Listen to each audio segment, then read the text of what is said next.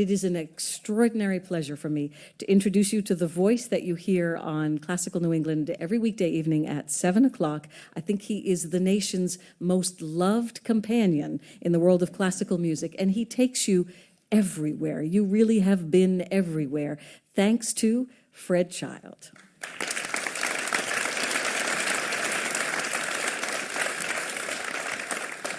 Thank you. And so much more great music on the way, so many more great musicians on the way. And I'd like to bring up a pianist who, maybe you've noticed this, every time critics write reviews about his CDs or concerts, they rave about Marc-André Hamelin's technique at the piano. And he is a marvelous technician at the piano. But he's one of my favorite pianists, not just for that, but because when he plays, there's this amazing and unique combination of profundity and grace and power and wit. Would you please welcome Marc-André Hamelin.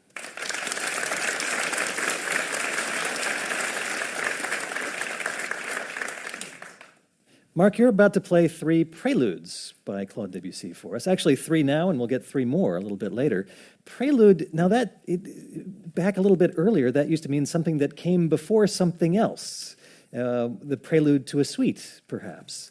Yes, exactly. But this is one of those terms, and we have many terms in music like that, and as well as other terms in art, which started by meaning something, and then the meaning got either extended or misused, and then it means something different. So I'm not sure. It's a way of explaining that I have no idea why Debussy used that word. They're really kind of, each one is a character piece. Yes, very definitely. Yeah, yes. Each one has its own character. Except perhaps one that I will be playing in the second group. The titles are all evocative except for the one called Alternating Thirds, which is really not much more than a typical etude, a piano etude. Yeah, purely. That one's a purely functional title, but most of these have these evocative titles that are so rich with meaning. Although my understanding is that Debussy actually wrote the titles when these were first published. He put the titles not at the top of each piece, but at the end of each piece. Yes, and in parentheses and with ellipses usually. Which, I mean, I love to think about these titles because they're so fun and they're so full of images, but that almost seems to suggest that Debussy is thinking, yeah, these all have titles, but they exist as sound first and foremost. I would agree with that completely. I don't think the titles were necessarily afterthoughts, but it's nice to have them after the piece. Well, why don't we save the titles then until after we hear these 3 Preludes by Claude Debussy, 3 from Book 2 by Claude Debussy, played for us by Marc-André Hamelin.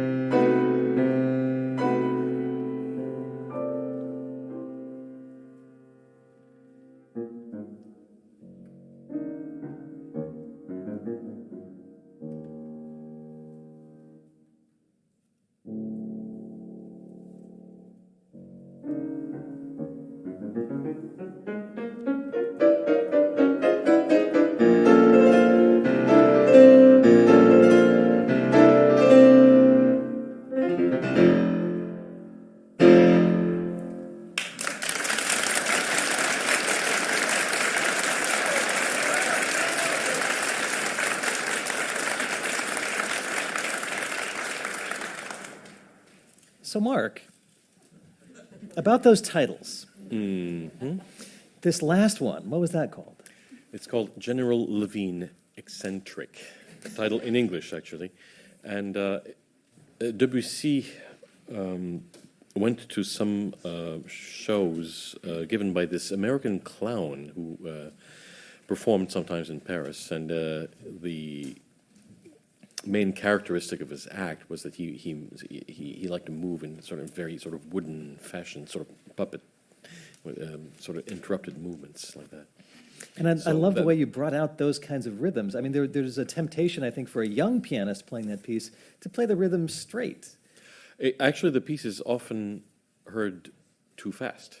Debussy actually says at the beginning, in the style and the tempo of a cakewalk. Who knows what a cakewalk is these days? It is actually a slow form of ragtime. So it cannot be rushed. So we got that nice herky-jerky movement in General Lavine, Excentric, that beautiful, sweet second prelude. What was that one called? That's called Bruyères, which is heathers in English. And the first piece that you played for us? That is actually based on a specific drawing by Arthur Rackham, who was a marvelous illustrator, I'd say about 120 years ago. He illustrated Midsummer Night's Dream and Peter Pan, and this particular drawing was of fairies, actually fairies in the garden, and so Debussy called it "Fairies are exquisite dancers." And could you just remind us of that, the first phrase, that the fairies are exquisite dancers? Now that we know that title, could we connect that to the image of maybe just the very first flourish of that prelude? It's kind of a tripping set of arpeggios.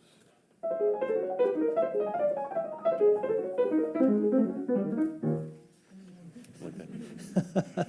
And I love that associated with the image of the fairies as exquisite little dancers. I love that.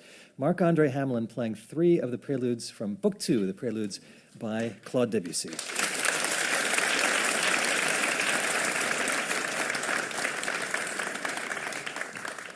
We're celebrating the colors of Claude Debussy here at the Fraser Performance Studio at Classical New England, part of the studios of WGBH.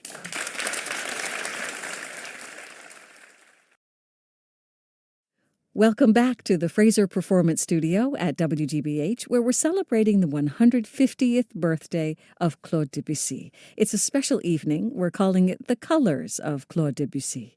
I'm Kathy Fuller, here with an audience of Classical New England supporters and Performance Today's Fred Child. Another remarkable Boston-based musician just about to come up and join us. He's not only a tremendous player of his instrument, but a marvelous teacher of his instrument as well. Would you please welcome saxophonist Kenneth Radnofsky?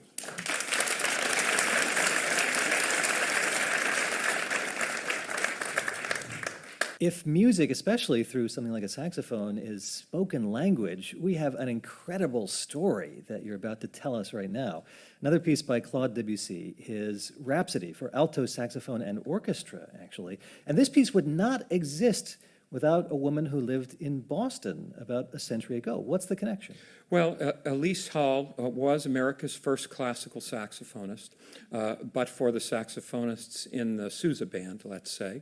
And she started playing for reasons of health when she was in her late 40s. And she loved the saxophone. She loved... Sorry, I have to stop you there. She started playing for reasons of health. Reasons of health. What does that mean? Well, her husband was a doctor, and she was losing her hearing. And he thought that it would help blow out the tubes in her ears. And evidently it did. She commissioned the great composers of the day, the great French composers of the day, André Caplet, Vincent Dandy, Philippe Gaubert, and, of course, Debussy. Mm-hmm. And Claude Debussy, I mean, he accepted the commission, but then he kind of took a while to get around to writing this piece. And actually, she was in Boston, he was in Paris, and at one point, she went to Paris. She was tired of waiting. And Debussy wrote a letter to his friend. He said, "The saxophone lady has arrived. I have assured her it is the only thing occupying my thoughts." The piece the piece I'm writing for her. So here I am, desperately searching for novel sounds to show off this aquatic instrument. Well, she had only been playing for a year or two at that point. And the fact is that over the next 20 years, as she improved, she left a body of work, maybe not as a performer, but with her commissions. So we're so grateful for them. And she was my inspiration for commissioning music. I really use her as an example for the pieces that I commission today. Did she ever actually play the piece? Oh, no, she didn't play the piece? Debussy. And then the full piece, as it was published, was for alto saxophone and orchestra. Here to be the orchestra, once again, is pianist Marc-André Hamelin. Kenneth Radnofsky playing the alto saxophone. It's Claude Debussy's Rhapsody for saxophone and orchestra.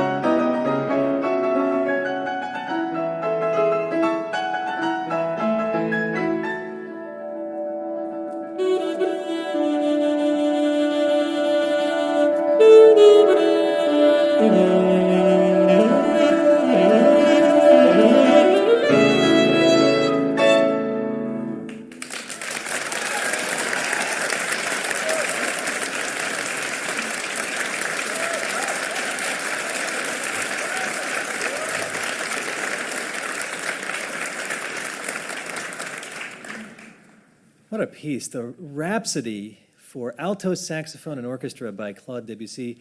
Kenneth Radnofsky playing alto saxophone, Marc-André Hamelin at the piano as the orchestra. More to come. In fact, we'll hear another Rhapsody for a reed instrument and, well, in this case, piano by Claude Debussy in a few minutes. But at the moment, Marc-André Hamelin back at the piano on his own to play some more Preludes by Claude Debussy. And this time, I think we'll name them before we hear them. These names are so evocative. I mean, Claude Debussy was deeply influenced by the French poets of his time, hung out with a lot of the French poets of his time. But I think he was a poet not just of music, but his titles are sometimes like wonderful little poems in and of themselves. This first prelude that we're about to hear is called The Terrace of Moonlit Audiences. That's like a little haiku, so suggestive, so evocative all by itself. The second piece, Mark mentioned earlier that this is a more functional title. It's just called Alternating Thirds. And Mark, what is a third? It's if you're counting notes in the scale, 1, 2, 3. If you play 1 and 3 and leave out the one in the middle, that's a third. And alternating thirds, what would that be? Left hand, right hand, left hand, right hand. Alternating thirds is the second one. And then maybe, for me at least, one of the most visually evocative pieces in all of music, a prelude called Fireworks. 3 preludes from Book 2 of the Preludes by Claude Debussy. Pianist Marc-André Hamelin.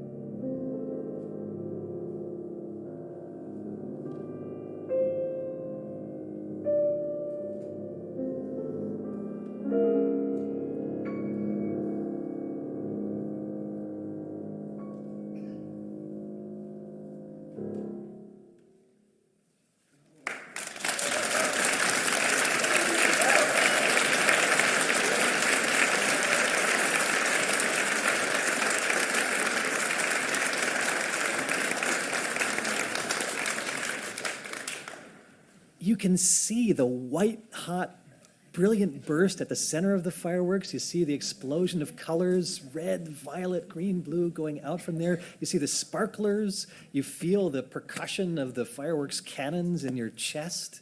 You even smell the burning gunpowder. That piece is so evocative. Fireworks, one of the Preludes by Claude Debussy, finishing a set of 3 Preludes played for us by Marc-André Hamelin. Right before that, alternating thirds, and we began that set with the Terrace of Moonlit Audiences, number 7, number 11, and number 12 from Book 2 of the Preludes by Claude Debussy, played for us by Marc-André Hamelin. Would you please welcome a man who moves with unique fluency between musical worlds, between the worlds of jazz and classical and far beyond.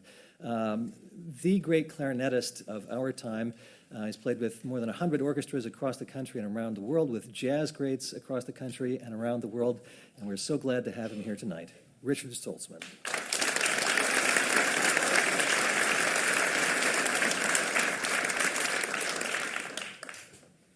You're about to play the first Rhapsody by Debussy for clarinet and piano. When did you first hear about this piece?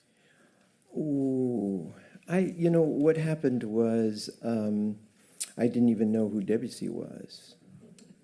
And Miss Jenny Fine, who was my homeroom teacher in fourth grade, said if you came to school early and cleaned the blackboards, you could listen to one of her LPs on a phonograph. I don't know if anybody even knows what I'm talking about, but